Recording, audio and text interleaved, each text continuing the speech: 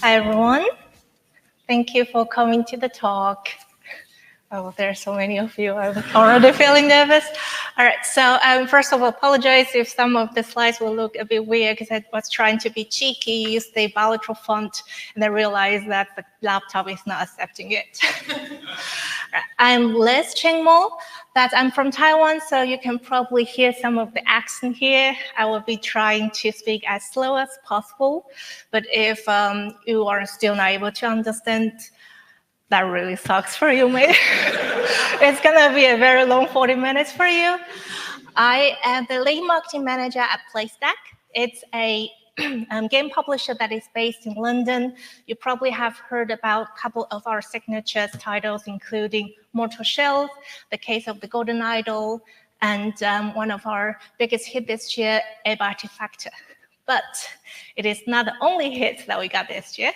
So today I wanted to talk about one of our most successful titles this year, Balatro, and then the how we organize the marketing plan, starting from the designing the strategy and then talking about the pillars. Click. Okay, it's working. So this one will be the things I will be going through. So in case probably not everyone have heard about Balatro, so I'll be talking about what is Balatro and then also brag a bit about the performance just to prove that it is probably a good speech. And after that, I'll be talking about how we define our marketing strategy and then use the strategy to craft out our marketing pillars. And lastly, utilize the pillars to build our own marketing plan for this launch.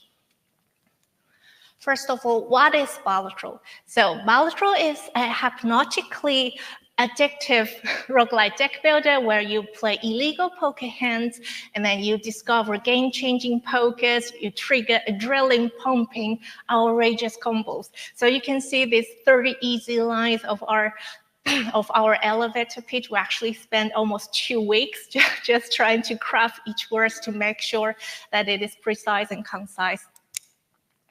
So the game is developed by a solo dev, Local Thunk. He's based in Canada.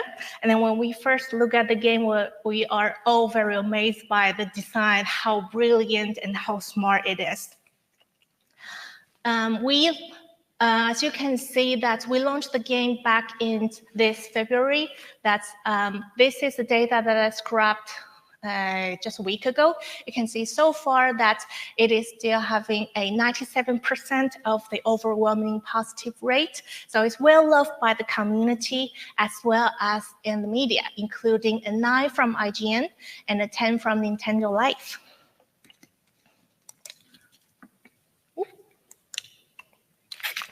And we launched the demo before our launch back in last September. Within 3 months of the time, that demo has over 100K downloads. And then since we launched the game in February, within 72 hours, we have sold over 250K units. And then within 1 month, we have sold over 1 million across all platforms. So very, very happy with our developer and very proud of the whole team that has made this happen. The game itself is brilliant. The game design and then the gameplay, I think, is really addictive. But how do marketing work here to make sure that as many people as possible to see the game and then to love the game? So this is a process when I am building a marketing campaign. So you will usually start it by this, I'll call it a good student mode. So you wanted to go through a good chunk of time, really do your market research, and then use that knowledge to define your marketing strategy. After you have got that, it will be the time that you can start preparing your marketing assets, that including your elevator pitch that I just showed before, and then preparing your key art, screenshots, and trailer, stuff like that. And at the same time that you can start to preparing your marketing plan, that including how many beats do you want, and when do you want to launch it, when do you want to announce it. That's very good animation. So the marketing strategy. please work. Okay, good. Where should you start? That's when you're defining your marketing strategy, doing your market research first. So where do you start? Talk to your community if you already have one. So just go on your Discord or go on subreddits, talk to them. Hey, why are you interested in my game? What are the things that you wish to see? And then what are the things that you hope that I dodge it? And then if you are in the early access of your development, which you usually are, that you don't have the community yet, that is totally fine. Study your competitors, your similar games. Just go to their community, go to their forums, and then look at what they say. There must be a reason that those games are so successful. So you will be able to craft out. When I was doing the research, I will go to subreddits like Deck Builder Roguelite just to look at what people see and look at what people are talking about, and then what do I want it to see? What do you want it to see? You want it to find your core players' demographic. So it will including the age groups, the genders, and maybe even the regions, and then what are their core genres that they play. And then if you dig it even further, you will even be able to find out what are their other interests that is apart from gaming. And the more specific that you are able to build your players' portfolio, the easier that you will be able to craft a message later in the campaign. Just imagine when you are talking to someone now, like in your head. If you can imagine a person, like a specific person that you are talking to, you will know what kind of language that it will suit the person the best. And another thing you are trying to find is the game pillars. What are the things that people keep talking about? So for example, when I was looking at Slay the Spire, a genius title in this genre space. And then what do people like it so much? What do people keep saying? So after viewing, I don't know, 50, 100 posts, you'll be able to see some of the keywords that has been repeatedly being mentioned. For example, like the replayability. I'm spending tons of hours on this game and I just couldn't stop. And I like looking at different strategy. I like how each time when I got different cards, it will take me to a different journey. Okay, so that strategy, that is like the roguelike elements, because each run is slightly different. So you can kind of pick out what are the focus of this genre specs, what are the focus that the players are looking for. But sometimes you are not able to find the answers. Sometimes that you are crafting something that is very unique, very special, cross-genre, that you just couldn't find the answer, or you're just very bad at Googling in general. If you cannot find the answer, ask the question. So this is an example when before local partner with us, that he just put an early build on Steam. And then he just put it on Reddit and say, hey, I am a developer that just built these games. I really like it. It's about blah, blah, blah. I wanted you to have a go and then just let me know how you feel. And then after that, our research was done by our amazing colleague Charlotte, that she has done so much research to map out the marketing, the pillars of this genre specs. What are the things that people care about? So it's roguelike, the deck builder, the game design part, the time sink, including the replayability of it, the streamability. We noticed that before we observed the data of the wish list when we signed it, that all the tick are by the content creators. So we know that there's definitely a good opportunity here to work with the influencer marketing side, and then the community side, and then story, and then visual. So we have Hi. Okay, so we have kind of put down all those metrics to understand what are the things that this game is very good at and what are the things that this game is probably not very good at. Don't just do this practice of your games, also do it with your similar games, with your competitors. So most likely you will be able to find out maybe there are some niche in the market that is waiting for you to fill out. So when we do this practice, we realize that the most important part is the game design, is the experience. But the game doesn't have that much strong on the story side. If you play Balatro, you probably already know when you go in the game menu, you hit play, and then you just go start. And then the visual part is also not the strongest for this. So we notice that it's quite hard to communicate a roguelike deck builder with Balatro, especially with visual, especially in a trailer or in a screenshot. It is quite hard to describe how fun it is by just looking at the screenshot. And another thing to understand is that you have to recognize you can't be excellent, perfect at all the specs that you list out, especially for indie devs that's with limited budgets, with less time to work on it. You need to pick your fight. If you want it to be perfect at everything, a lot of times you will end up building a thing that is okay at everything. So make sure that you find what the thing you wanted to address, and then just make sure that part is perfect.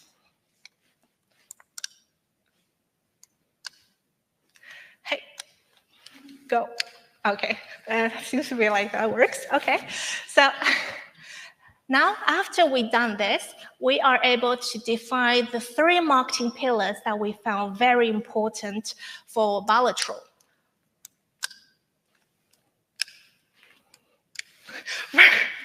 The first part is a playable. That's, like I said, that the best way for you to like Balatro is to play it, is through that play experience.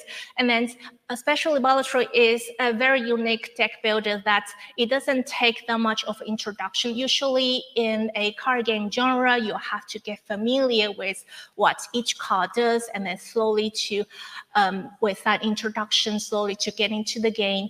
But because Balatro is based on the poker rule, so it is very easy, even for casual players, able to understand what the game is, and then able to experience, able to enjoy it.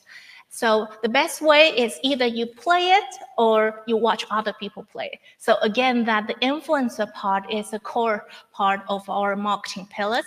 And the third part is the community. When we first looking at the Balatro community, even at that time, is quite small, but they are very, very passionate. They just love it. They can't wait to play more. They wanted to share with other people how they enjoy it. And then if you have built up a strong community, they're gonna be your strongest lead. They're gonna be your strongest forum later on the stage. All right, so I wanted to talk a bit more in that 3 pillars. First, playable. When we built the playable of it, we actually spent tons of time designing the demo. We are thinking that what is the best way for you to build an experience that you are able to get it, but not enough. So the first part is the hook. When you're designing a demo, it is very important for you to think about to what extent of the players, when they play the demo, they are being hooked. You want them to have a taste of that slice of cake, and then they are able to imagine how good, how tasty the full cake is without having seen the full cake yet. So another thing to think about is balance of the length. So you don't want to give them too much, but you wanted to give them enough for content creators to make content. So when we mentioned about the second part of the pillar is the influencer, right? So you wanted to have enough content for creators that they are able to stream. Maybe if you're lucky, they're gonna make a series of content that before you launch, those are amazing, amazing way to gain your wish list, to gain more traffic awareness of your game. The last thing is the lead magnet. So your players play your demo, they love it, and so what?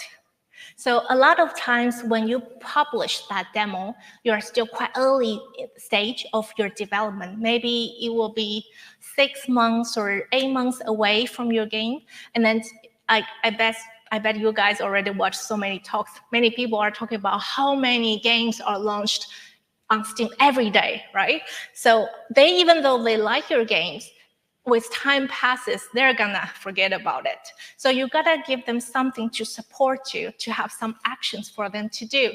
So easy way for you is when they finish the game, they say, thank you for playing the demo. If you like, please subscribe to my newsletter. And then if we have newer updates or newer demos, we'll notify you. You can just be a simple Google form with a link from your game. Another easy way is that, hey, if you like my game, please wishlist on Steam. So when I launch the game, that you'll be able to get it. So give them an action to do for them to follow up with this journey of your development. The second part is the community. So I would always suggest to build your community as early as possible. So one of the things that I would suggest when to create it is when you publish your game on Steam, most likely the platform. That's because when you publish your game on Steam, that you will be having some specific assets already. That you will be having some screenshots, you'll be having some gameplay clip.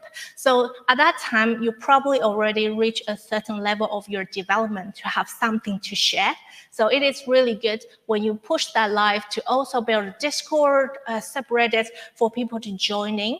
And then don't just leave them there. That talk to them, engage with them, build conversations. Hey, thank you for joining my Discord. And then is there anything that you wanted to see? And or if you don't have that much to see, what are the games in the same genre that you really enjoy? Don't try to avoid conversations with your competitive games, because just try to be a gamer talking to another gamers. That's all. And then to keep your community in the loop. When you are pushing another demo live, when you just publish another trailer, let them know. When you are having a good update on your development, let them know. They wanted to be part of this journey with you. And then another thing is make them feel heard. When you put a demo, or when they just give out suggestions in general, like, hey, this screenshot looks a bit blur. Hey, I think there's a typo on your page. Change them if they are legit criticisms, right? Make changes and then let them know that, hey, thank you for the feedback, and we have made these changes. When you have your demo up, they give out your feedback. I don't really like this part. This part, if you change from A to B, it will be even more amazing. And then if you feel like, yeah, that's valid suggestion, change it and let them know. They will feel appreciated. They will feel like, yeah, I'm actually helping the games evolving. And that's very important for the community. The third part is the influencers. So that a lot of people, when they reach out to influencers, they will just do like a massive email send. And I would really not recommend that. Again, be a good student, do your research. Each content creators, they have their own different thing. Like some creators, they only do demos, they only do beta testing. Some of the creators, they don't do early access games. So make sure that when you send out the emails that you understand them. You say, hey, blah, blah, blah, I have seen you play this and this, therefore I thought you might also like my game, which is this and this. Make them feel like, okay, you are not just shooting everywhere, you actually care about me. And then, yeah, so that connects to another one that is approach. So when Local Fund pushed his first demo, the people got picked up organically, but not every time it's like this lucky cases. So do you take your initiatives? Do you approach, invite them to play your games? when you send the emails or message to content creators, you have to imagine them as super celebrities. They have tons of email every day. So your job is for them to use the least time to understand your game and then to know what actions you want them to do. So do send out the elevator pitch, and then if you can also send out a short gameplay clip so they don't have to like copy your key and then go on and retrieve that, and then the downloads is not working, they'll probably just give up by this stage. So make sure that they spend as least time to understand your game.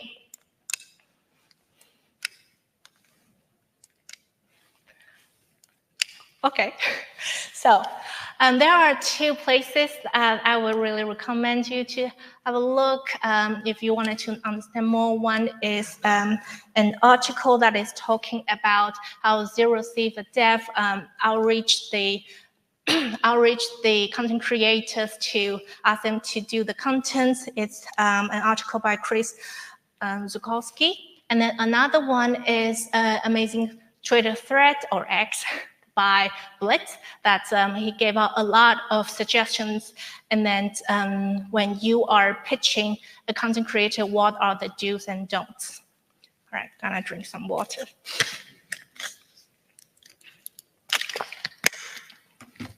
All right.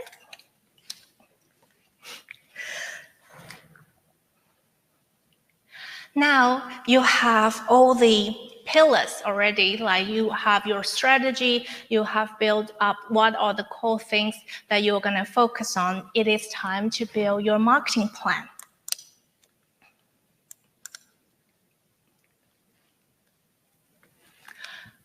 You wanted to plan your beats wisely. So a usual way that I would do is that I will look at the games, the time that I expect to launch the game, and use that time as an end date to push back about 6 months, 8 months to, or even 12 months of your time as the length of the marketing based on your budget and then based on how much content you wanted to share, stuff like that. It is very, very important to understand that don't show everything at once.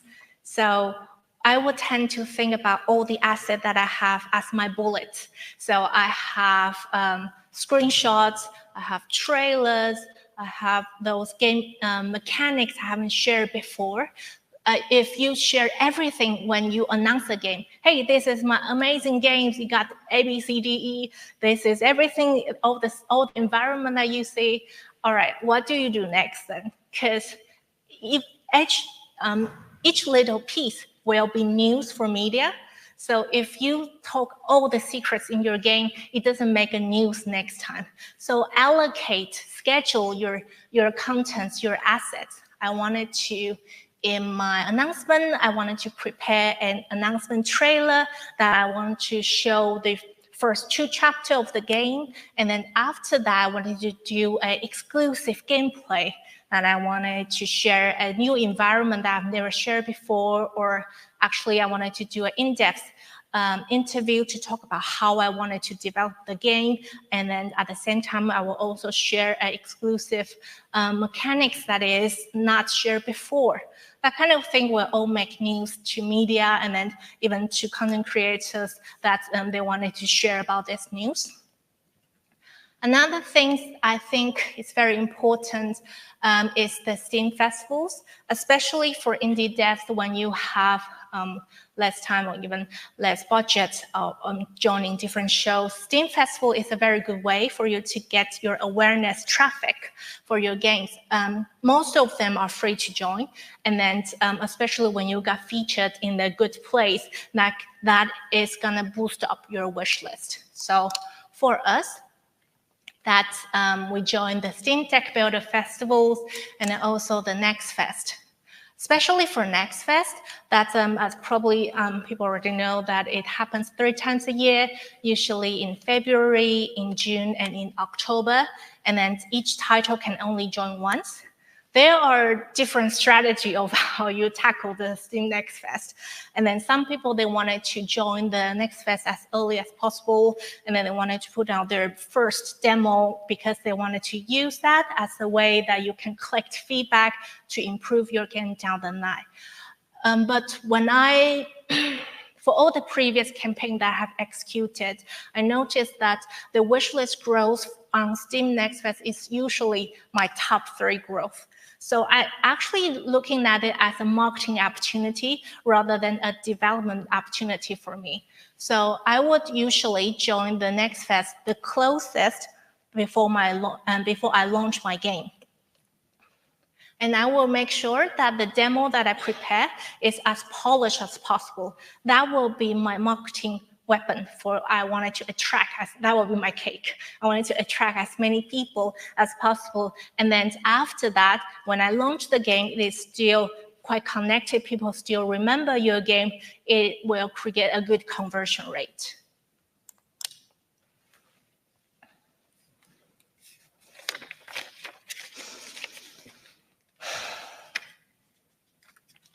Right? And then the last one is to remember that your plan is gonna change.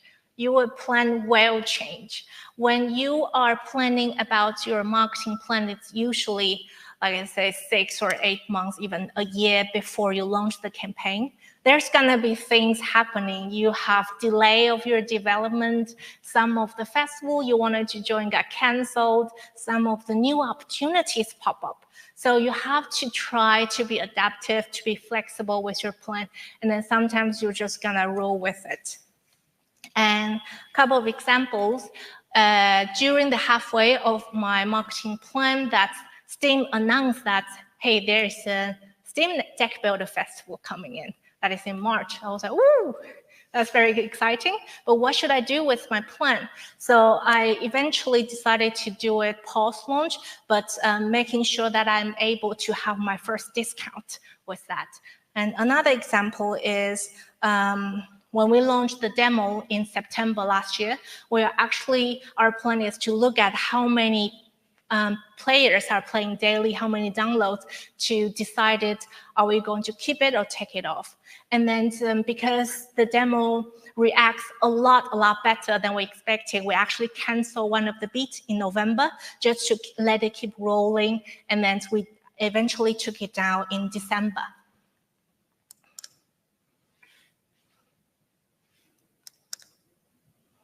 All right, so during my marketing plan, there is one beat that I know that I'm gonna do something, and I really wanted to connect all 3 marketing pillars to create an activation that they can connect all 3 of them.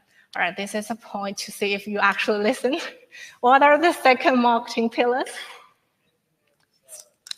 The influencers. Everyone is listening, very good. What are the third one?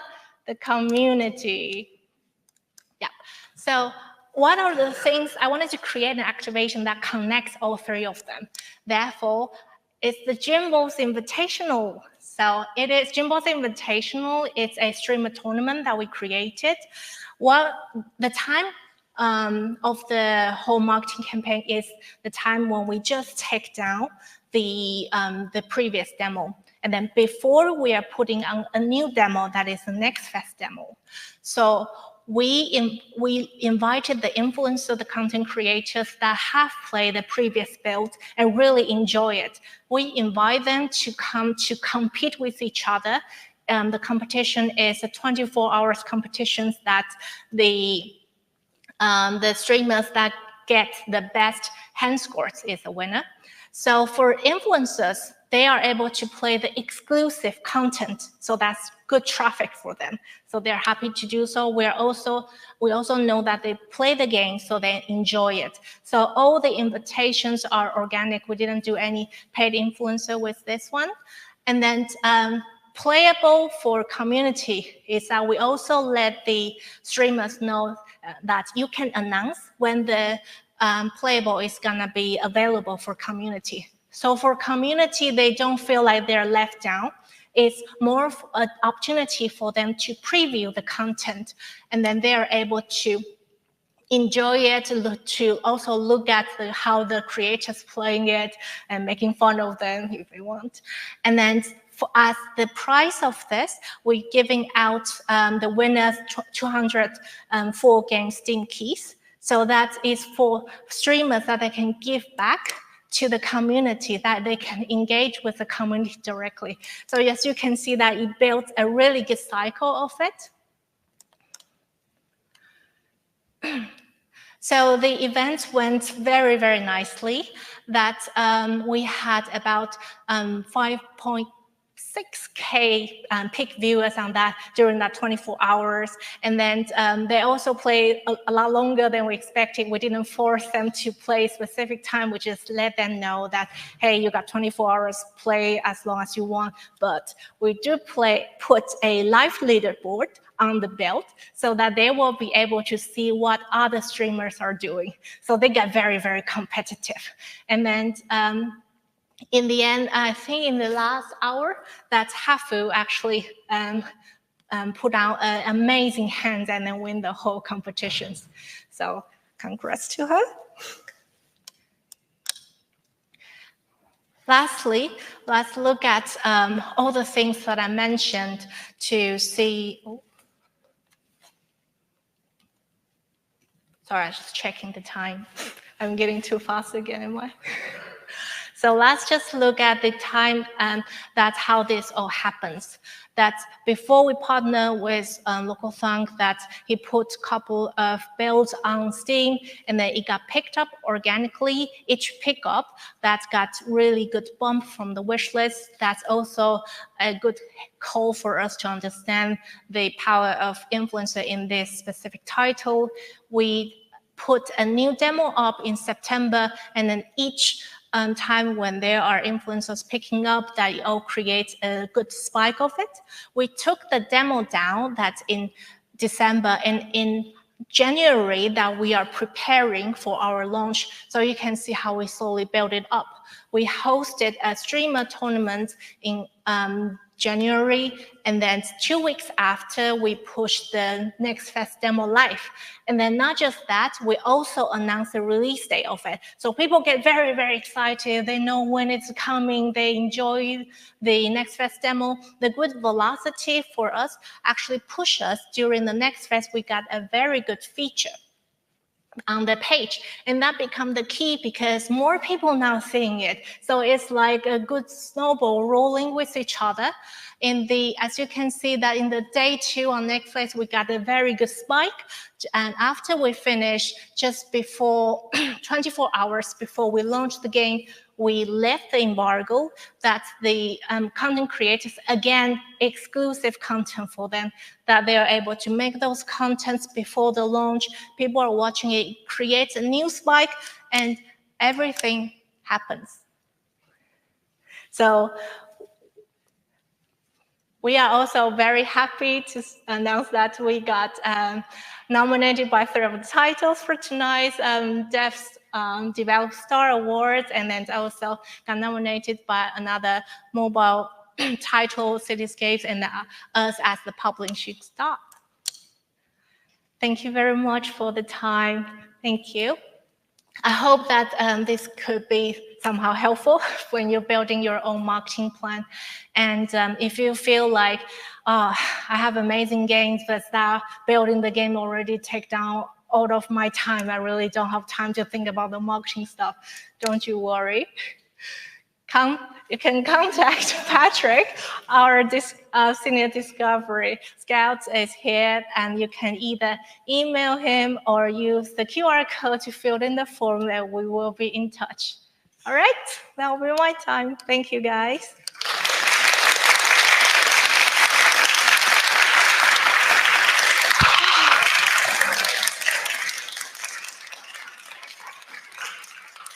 All right.